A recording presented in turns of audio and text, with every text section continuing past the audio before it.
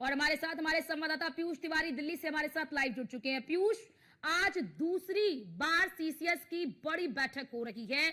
इस बैठक को लेकर क्या जानकारी, कौन कौन इस बैठक में शामिल है और क्या लगता है कि आज की बैठक में क्या कुछ बड़े फैसले लिए जा सकते हैं जिससे पाकिस्तान को नुकसान हो? बिल्कुल, अगर हम बात करें तो आप समझिए कि इस बैठक के क्या कुछ मायने हैं। चूँकि देश में जब इस तरीके की बैठक बुलाई जाती है, तो वो सीसीएस की बैठक खासतौर पे आपातकालीन समय में बुलाई जाती है। और आपको यहाँ पे तस्वीर दिखाएं, ये जो बैठक है वो इसी प्रधानमंत्री आवास में चल रही है। और इस बैठक में प्रधानमंत्री नरेंद्र मोदी की अध्यक्षता में चूँकि ये बैठक हो रही है, इसके साथ ही इस बैठक में रक्षा मंत्री की बात करें, एनएसए की बात करें, इसके साथ ही जो सीसीएस के सदस्य हैं उनकी मौजूदगी है। चूँकि ना सिर्फ यहाँ पर एक बैठक बल्कि 3 और बैठकें जो है वो महत्वपूर्ण यहाँ पर होने जा रही है। चाहे वो सीसीपीए की बात करें या सीसीईए की बात करें या फिर केंद्रीय कैबिनेट की बात करें, यानी कि ये बैठकें इसलिए खास है और महत्वपूर्ण है क्योंकि भारत सरकार जो है वो इस बार फुल प्रूफ कहीं ना कहीं तैयारी कर रही है, खासतौर पे आतंक के खिलाफ। और कहीं ना कहीं ये भी कह सकते हैं कि पाकिस्तान में भी जो आतंकी ठिकाने हैं या पाकिस्तान को किस तरीके से सबक सिखाना है। चूंकि आर्थिक मामलों की भी जो बैठक होने जा रही है, तो आप अंदाजा लगाइए कि भारत सरकार ये तैयारी कर रही है कि अगर इस तरीके की स्थिति बनती है तो हमारी अर्थव्यवस्था पर इसका क्या कुछ असर पड़ेगा, क्या कुछ रणनीतियां रहेगी, इसको लेकर भी यहाँ पर एक अलग से जो बैठक है वो की जाएगी। इसके साथ ही कल भी आपने देखा कि देर शाम जो बैठक हुई उसमें प्रधानमंत्री नरेंद्र मोदी की अध्यक्षता में बैठक हुई। तीनों सेना प्रमुख रहे, सीडीएस रहे, एनएसए रहे, रक्षा मंत्री राजनाथ सिंह की भी मौजूदगी रही। इसके बाद गृह मंत्री अमित शाह से भी प्रधानमंत्री की मुलाकात हुई। आमतौर पर ऐसा देखा गया है कि जो आरएसएस प्रमुख हैं मोहन भागवत, वो बहुत कम ही प्रधानमंत्री आवास आते हैं। तो ऐसी स्थिति में कल वो भी प्रधानमंत्री नरेंद्र मोदी से मिलने पहुंचे हुए थे और करीब 1 से 1.5 घंटे तक मुलाकात चली थी। तो इस बात से अंदाजा लगाइए कि भारत पहलगाम मामले को लेकर कितना गंभीर है और किस तरीके से इस बार आतंक पर चोट करने भारत जा रहा है। इसके साथ ही इस बैठक में अलग अलग पहलुओं पर चर्चा की जाएगी, खासतौर से कि अगर हम कोई बड़ी कार्रवाई करते हैं पाकिस्तान के खिलाफ तो विदेशों की क्या कुछ स्थिति है। आमतौर पे देखा गया है कि चूंकि पूरी जो दुनिया के अलग अलग देश हैं वो सीधे तौर पे भारत के साथ हैं। अमेरिका कह रहा है कि अमेरिका की जो खुफिया विभाग की जो प्रमुख हैं तुलसी गबार्ड, वो कह रही हैं कि हम आतंकियों को ढूंढने में बिल्कुल, और भारत की बड़ी मदद बात करेंगे। पीयूष, जब भी इस तरह की रणनीति बनती है तो उस रणनीति में खुद की क्षमता का आकलन भी बहुत जरूरी हो जाता है। तो क्या ये जो बैठकों का दौर जारी है, क्या उसका भी आकलन किया जा रहा है? नफा कितना, नुकसान कितना? देखिए, अगर हम बात करें तो जब भी इस तरीके की बड़ी कार्रवाई करने के मूड में कोई भी देश होता है तो एक आकलन जो है वो कोई भी देश करता है। और ऐसे में आप अंदाजा लगाइए ठीक कि है पीयूष, आपको रोकना चाहते हैं, आपके पास लौटते हैं क्योंकि इसी बीच एक बड़ी खबर सामने आ रही है। अपने दर्शकों को सबसे पहले वो खबर देते हैं। दिल्ली से एक और बड़ी खबर, पीएम आवास पर सीसीएस की बड़ी बैठक खत्म हो चुकी है। बड़ी अपडेट आपको दे दें, पीएम मोदी की अध्यक्षता में सीसीएस की बैठक हुई है और ये दूसरी बैठक हुई है सीसीएस की। इससे पहले 23 अप्रैल को बैठक हुई थी और उसके बाद आज ये बैठक हुई है। बैठक में राजनाथ सिंह, गृह मंत्री अमित शाह मौजूद रहे।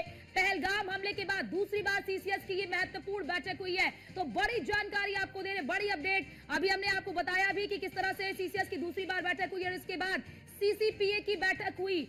और आपको बताते चले कि सीसीएस और सीसीपीए की बैठक खत्म हो चुकी है, दोनों ही बैठक खत्म हो चुकी है। पीएम आवास पर सीसीएस की बैठक खत्म हो चुकी है, बड़ी जानकारी आपको दे रहे हैं। इससे पहले सीसीएस की जब बैठक हुई थी तो उसमें 5 बड़े कड़े फैसले लिए गए थे। और हमारे साथ हमारे संवाददाता पीयूष तिवारी लगातार हमारे साथ लाइव जुड़े हुए हैं। पीयूष, जो सीसीएस की बैठक है, सीसीएस की बैठक खत्म हो चुकी है, क्या कुछ जानकारी है आपके पास इसको लेकर?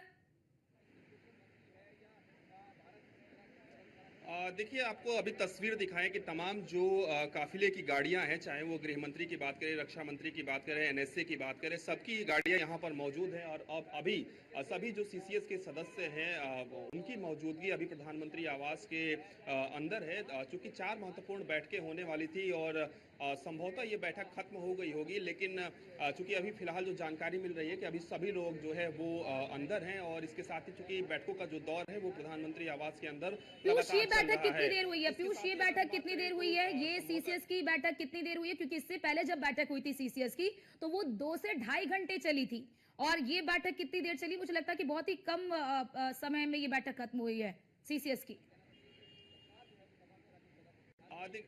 देखिए अभी भी प्रधानमंत्री या पीएमओ की ओर से आधिकारिक रूप से क्या कुछ जानकारी दी जाती है कि ये बैठक खत्म हुई है या नहीं हुई है, लेकिन सबसे बड़ी बात है कि चूंकि 11:05 के आसपास ये बैठक शुरू हुई थी और अभी की अगर हम बात करें तो ये कह सकते हैं कि 20 से 25 मिनट अगर बैठक वाकई में खत्म हो गई है तो 20 से 25 मिनट तक ये बैठक चली है। इसके साथ ही इस बैठक में कई महत्वपूर्ण बिंदुओं को, कई महत्वपूर्ण पहलुओं को रखा गया है। चूंकि अभी भी प्रधानमंत्री यानी कि पीएमओ की ओर से जो जानकारी दी जाएगी कि अभी ये बैठक खत्म हुई है या नहीं हुई है, आधिकारिक रूप से क्या कुछ कहा जाता है। चूंकि तमाम जो सदस्य हैं अभी भी अंदर मौजूद है, एक भी जो सदस्य हैं वो बाहर प्रधानमंत्री आवास के नहीं निकला है। और चूंकि आमतौर पर ये बैठक गोपनीय होती है तो ये बैठक कितनी देर चली है, कितनी देर चलेगी, ये कह पाना मुश्किल है। लेकिन सबसे बड़ी बात है कि जो सीसीएस की महत्वपूर्ण जो बैठक है वो प्रधानमंत्री आवास पर हुई है और निश्चित रूप से कई पहलुओं पर चर्चा हुई है, कई रणनीतियों पर चर्चा हुई है। पाकिस्तान को हर मोर्चे पर जवाब देना, आप समझिए कि ना सिर्फ आतंकवाद, बिल्कुल, क्योंकि पीयूष को मुंहतोड़ इससे जवाब पहले जवाब बिल्कुल पीयूष क्योंकि इससे पहले जब बैठक हुई थी तो आर्थिक तौर पर भी चोट पहुंचाई गई, कूटनीतिक तौर पर भी चोट पहुंचाई गई है। अब सबकी निगाहें सैन्य कार्रवाई पर है कि सैन्य कार्रवाई की जाएगी। इसको लेकर पाकिस्तान में भी खलबली मची हुई है। लेकिन क्योंकि आप भी बता रहे हैं वाकई में, क्योंकि ये जो बैठक होती है काफी गोपनीय होती है, फैसले काफी गोपनीय होते हैं। लेकिन इसके बाद ये जो दो बैठकें खत्म हो चुकी हैं, सीसीएस की और सीसीपीए की जो बैठक खत्म हो चुकी है, इसके बाद तीसरी कौन सी बैठक होने वाली है? कैबिनेट की बैठक होगी क्या इसके बाद? देखिए अगर हम बात करें तो 3 से 4 जो महत्वपूर्ण बैठकें हैं वो आज होने वाली थी। सबसे पहले सीसीएस की बैठक होने वाली थी, उसके बाद सीसीपीए की बैठक होने वाली थी, उसके बाद सीसीईए की बैठक होने वाली थी, उसके बाद केंद्रीय कैबिनेट की बैठक होने वाली थी। तो ऐसे में एक लंबा समय लग सकता है और थोड़ी देर और बैठकें चल सकती है, संभवतः आधे घंटे और अधिक बैठक चल सकती है। इससे अतिरिक्त भी बैठक चल सकती है, ये प्रधानमंत्री पर निर्भर करता है और बैठकों में जिस तरीके से सुझाव दिए जाते हैं उस पर निर्भर करता है। लेकिन आप समझिए कि भारत जो है हर मोर्चे पर तैयारी ना सिर्फ कर रहा है बल्कि आगे किस तरीके से इस पर तैयारी करनी है, इसको लेकर भी भारत रणनीति बना भी चुका है। और इसके साथ ही चूंकि लगातार एडवाइजरीज भी जारी की गई है भारत सरकार की ओर से कि कोई भी जो गोपनीय चीज़ें हैं उसको खासतौर पर सेना के मूवमेंट को ना दिखाया जाए, तमाम तरीके के प्रतिबंध भी जो है वो कहीं ना कहीं लगाए गए हैं। तो भारत अपने स्तर पर तमाम तैयारियां कर रहा है, ना सिर्फ तैयारियां कर रहा है बल्कि आतंक का सफाया भी आप देखिए पहलगाम के उस इलाके में लगातार हो रहा है। लगातार ऑपरेशन चलाए जा रहे हैं, आतंकियों के ठिकानों को निस्तनाबूद किया जा रहा है, आतंकियों को पकड़ा जा रहा है, आतंकियों को मारा जा रहा है। लेकिन ना सिर्फ आतंकियों को मारना भारत का मकसद है बल्कि आतंक के पीछे कौन है, आतंकियों को सह देने वाला कौन है, आतंकियों को पनाह देने वाला कौन है, उस पर भी भारत की निगाह बनी हुई है। और आप देखिए कि तमाम राज्यों के जो मुख्यमंत्री हैं वो दिल्ली पहुंचते हैं, उनकी मुलाकात रक्षा मंत्री से होती है, बीजेपी के और भी केंद्रीय मंत्रियों से होती है। और जैसे ही वो दिल्ली से अपने राज्य में जाते हैं तो एक के बाद एक कई कार्रवाइयां शुरू होती है। उत्तर प्रदेश का उदाहरण देखें तो नेपाल बॉर्डर से करीब 10 से 15 किलोमीटर के दायरे में आपने देखा कि कुछ ही घंटों में सैकड़ों जो अवैध चीजें, अवैध निर्माण है उसको ध्वस्त किया गया, कई कार्रवाई की गई। तो यानी कि ये कह सकते हैं कि जिस तरीके से भारत सरकार तैयारी कर रही है, आप समझिए कि तमाम जो बिल्कुल। और पाकिस्तानी ये भी समझा जाए पीयूष, क्या ये भी पीयूष समझा जाए क्या, क्योंकि इससे पहले जब उरी का हुआ था, जब उरी हमला हुआ था तो उस वक्त सर्जिकल स्ट्राइक किया गया, पुलवामा का हमला हुआ तो फिर एयर स्ट्राइक किया गया, और जब एयर स्ट्राइक किया गया तो 12 दिन के भीतर, पुलवामा हमले की 12 दिन के भीतर एयर स्ट्राइक किया गया। लेकिन इस बार जिस तरह से सरकार कदम आगे बढ़ा रही है, जिस तरह से बड़ी रणनीति बना रही है, क्या माना जाए कि इसकी ये जो परिणाम होने वाले हैं, जो हमला होने वाला है पाकिस्तान पर, या जो रणनीति बन रही है, ये इसका जो प्रभाव होगा वो दीर्घावधि तक होगा, लंबे समय तक के लिए होगा? और इस बार युद्ध भी या फिर जंग भी बहुत अल्प अवधि के लिए नहीं होगा, बहुत मतलब इसका समय भी बहुत बड़ा रहने वाला है। बिल्कुल, अगर हम ये कहें कि आधिकारिक रूप से ये कहना बड़ा मुश्किल है कि भारत हमला करेगा या कौन सी रणनीति भारत बना रहा है। ये तो आने वाला वक्त बताएगा कि भारत का रुख क्या कुछ होने वाला है। क्योंकि आपने देखा कि जब भारत ने सर्जिकल स्ट्राइक किया उसके बाद फिर से पाकिस्तान ने कायराना हरकत की तो पाकिस्तान को ऐसा एहसास हुआ कि फिर से भारत सर्जिकल स्ट्राइक करेगा, लेकिन भारत ने एयर स्ट्राइक कर दिया।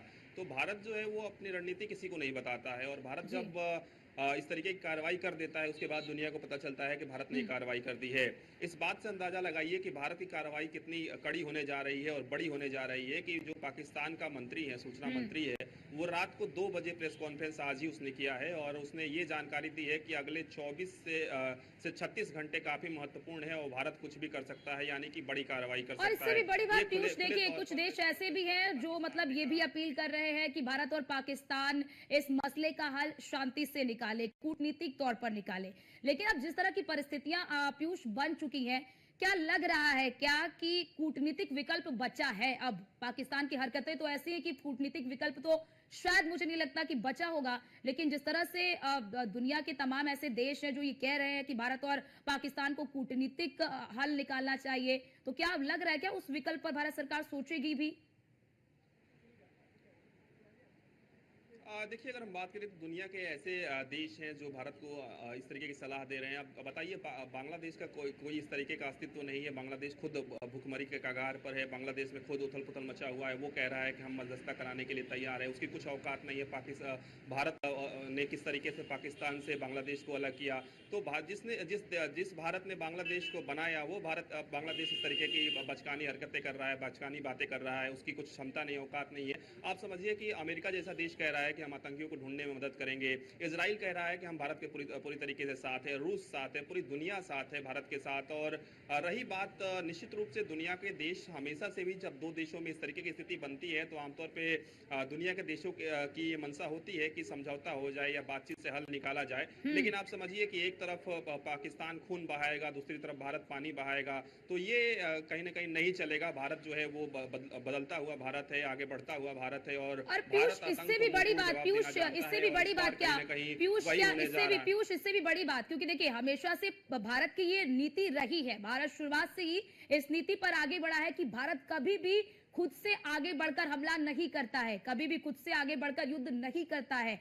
लेकिन जिस तरह से एलओसी पर हम देख रहे हैं, जो लाइन ऑफ कंट्रोल है, उस पर जिस तरह से सीज फायर पाकिस्तान की ओर से किया जा रहा है, लगातार छठी बार वहां पर गोलीबारी की जा रही है, क्या पाकिस्तान जो है कि उकसा रहा है क्या, या फिर पाकिस्तान डाइवर्ट करने की कोशिश कर रहा है क्या, या फिर भारत जो है वो भारत ने इस तरह के कड़े नियम लिए हैं, इस तरह के कड़े फैसले लिए जिससे पाकिस्तान बौखला गया है और वो उस बौखलाहट में इस तरह के कदम उठा रहा है और इस कदम से भारत को ही फायदा होगा क्योंकि पहले पाकिस्तान हमला करेगा, फिर भारत उसका मुंह तोड़ जवाब देगा। देखिए, पाकिस्तान को हर बार की तरह इस बार भी एहसास नहीं है कि भारत क्या कुछ करने जा रहा है और किस तरीके से भारत कार्रवाई करने जा रहा है। पाकिस्तान जो है वो कहीं समंदर में अपने सैनिकों की तैनाती कर रहा है, तो कहीं बॉर्डर पर तैनाती कर रहा है, तो कहीं झूठी खबरें प्रचारित करा रहा है कि हमारे पास इतने विमान हैं, परमाणु हैं, न्यूक्लियर है, तमाम तरीके की बातें कर रहा है।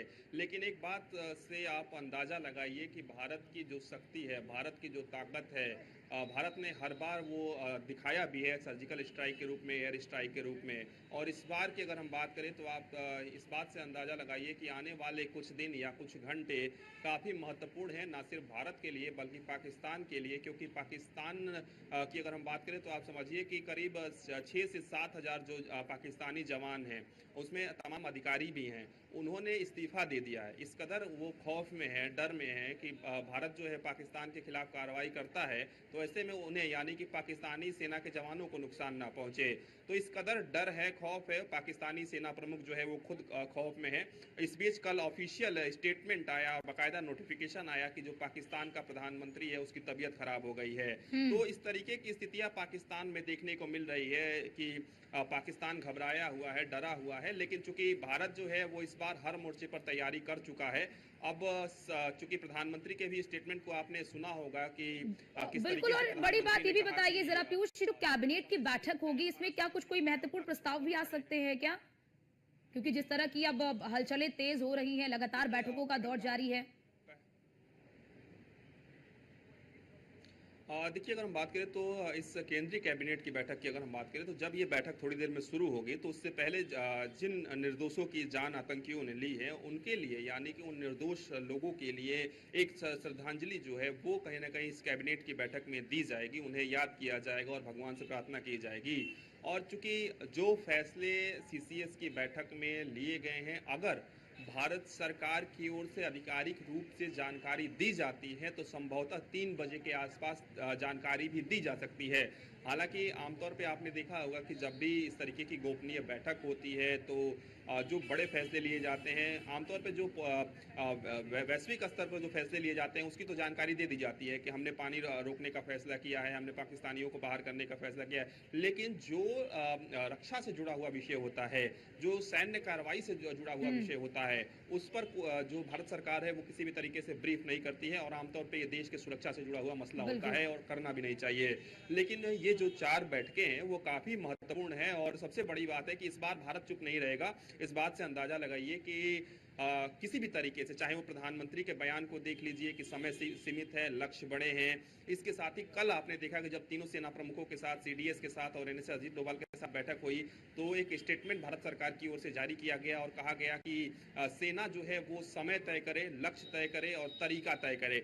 यानी कि पूरी तरीके से सेना के जो हाथ हैं वो खोल दिए गए हैं। ऐसा नहीं है कि कोई परमिशन लेनी है या फिर कोई किसी तरीके की भारत सरकार जो है वो रोकेगी, ऐसा नहीं है। आपको आतंक के खिलाफ कार्रवाई करना है, आप आतंक के खिलाफ कार्रवाई करें। एक गोली आता है तो आप 20 गोली मारिए इधर से, एक कोई हमला आतंकी करता है तो 20 आतंकियों को आप मारिए, खुली छूट है। मतलब कि किसी भी तरीके से कोई सेना पर पाबंदी नहीं है। और कल की जो बैठक हुई है उसमें बाकायदा भारत सरकार की ओर से ये जानकारी दे दी गई है। यानी कि जो इंटरनल तौर पर कश्मीर के उन इलाकों में जहां पर आतंकियों की गतिविधियां हैं उनको नेस्तनाबूद करने में और भी जो तेजी है वो कहीं ना कहीं आएगी। और पिछले कुछ दिनों में 10 से 12 जो आतंकियों के ठिकाने हैं उनको नेस्तनाबूद किया गया है। और लेकिन अब की बारी जो है वो पाकिस्तान की है, पाकिस्तान के आतंकियों की है, पाकिस्तानी आतंकी ठिकानों की है और कहीं ना कहीं वैश्विक रूप से, आर्थिक रूप से पाकिस्तान को की कमर तोड़ने की है। और उसकी भी तैयारी जो है वो भारत कर चुका है, रणनीति बन चुकी है, बस इसको इम्प्लीमेंट करना है। बिल्कुल, क्योंकि देखिए पीयूष, कल भी यूएन में भी इस मुद्दे को उठाया गया। यूएन में भी भारत की जो प्रतिनिधित्व कर रही है यूएन में, उन्होंने भी इस मुद्दे को उठाया और कहा कि पाकिस्तान बहुत ही दुष्ट देश है और उसकी भर्त्सना होनी चाहिए। यूएन ने भी इस बात का जिक्र किया। यूएन ने भी पाकिस्तान के इस कुकृत्य के लिए एक तरह से उसकी भर्त्सना की है। लेकिन अब जिस तरह से पूरी दुनिया का भी साथ मिल रहा है आतंकवाद की इस लड़ाई में भारत को, तो क्या यही वजह है क्या पीयूष की, क्योंकि भारत का मनोबल बहुत बढ़ गया है और पाकिस्तान वैश्विक मंच पर या कह लीजिए कि पूरी दुनिया में अलग थलग पड़ गया है और इसका फायदा भारत उठा सकता है और यही सही समय है। इसीलिए पूरी रणनीति के साथ भारत आगे बढ़ रहा है और इसलिए समय भी लग रहा है। भारत सरकार जल्दबाजी में कोई भी कदम नहीं उठाना चाहती है। बिल्कुल, अगर हम बात करें तो आप समझिए कि भारत के साथ जो है रूस के रिश्ते ठीक है, अमेरिका के रिश्ते ठीक है, इजराइल के रिश्ते ठीक है। भारत के प्रधानमंत्री लगातार अरब कंट्रीज़ के भी दौरे पर जा रहे हैं, उनके साथ भी रिश्ते ठीक है। और आपने देखा कि प्रधानमंत्री अरब कंट्री के ही दौरे पर थे, तब किस तरीके से पाकिस्तान ने एक कायराना हरकत की और प्रधानमंत्री को रातों रात वो दौरा रद्द करके यहाँ पर आना पड़ा। इसके साथ ही चूंकि दुनिया के तमाम देश इस घटना की भी निंदा कर रहे हैं और न सिर्फ निंदा कर रहे हैं, आप समझिए कि अमेरिका खुफिया विभाग की जो प्रमुख है तुलसी गबार्ड, उनका स्टेटमेंट अपने आप में बहुत कुछ कहता है। उनके ट्वीट को, एक्सपोस्ट को आप देखेंगे तो उन्होंने ये कहा कि 26 हिंदुओं की निर्ममता से हत्या हुई है। हालांकि इसकी संख्या जो है वो अतिरिक्त है, 28 लोगों की लगभग हत्या कहीं ना कहीं आतंकियों ने की है। लेकिन उस दौरान उनको जो जानकारी थी कि 26 हिंदुओं की हत्या, हिंदुओं का उन्होंने जिक्र किया और ये कहा कि जो भारत है वो आतंक के खिलाफ कार्रवाई करे और जो अमेरिका है वो पूरी तरीके से आतंकियों को ढूंढने में मदद करेगा। यानी कि अमेरिका पूरी तरीके से भारत के साथ है, रूस पूरी तरीके से भारत के साथ है। इसके साथ ही दुनिया के तमाम जो देश हैं वो भारत के साथ हैं। इजराइल खुलकर बोल रहा है कि हम भारत के साथ हैं। रही बात दो जगहों की, चाहे वो टर्की की बात करें, चीन की बात करें, तो टर्की की इतनी हैसियत नहीं है। टर्की की ये कोशिश है कि वो इस्लामिक देशों का रहनुमा बन जाए, वो इस्लामिक देशों का खलीफा बन जाए। और बड़ी बात पीयूष, टर्की के राष्ट्रपति का बयान भी सामने आ गया था और उन्होंने कहा भी कि हम पाकिस्तान की कोई मदद नहीं कर रहे हैं, ना हम उसको पाकिस्तान को कुछ दे रहे हैं। हमारा जो शिप है वहां पर उतरा था फ्यूल भरने के लिए और फिर वहां से वो रवाना हो गया। बहुत शुक्रिया आपका हमारे साथ जुड़ने के लिए और तमाम जानकारी साझा करने के लिए। तो इस वक्त दुनिया के तमाम देश भी ये जान रहे हैं कि इस स्थिति में पाकिस्तान का साथ नहीं दिया जा सकता है, क्योंकि भारत सही है और भारत सही की दिशा में आगे बढ़ रहा है। क्योंकि आतंकवाद केवल भारत की दिक्कत नहीं है, ये पूरे विश्व की दिक्कत है और ये एक वैश्विक समस्या है। फिलहाल के इस बुलेटिन में इतना ही। बाकी देश और दुनिया की तमाम खबरों को देखने के लिए बने रहिए न्यूज़ 1 इंडिया के साथ।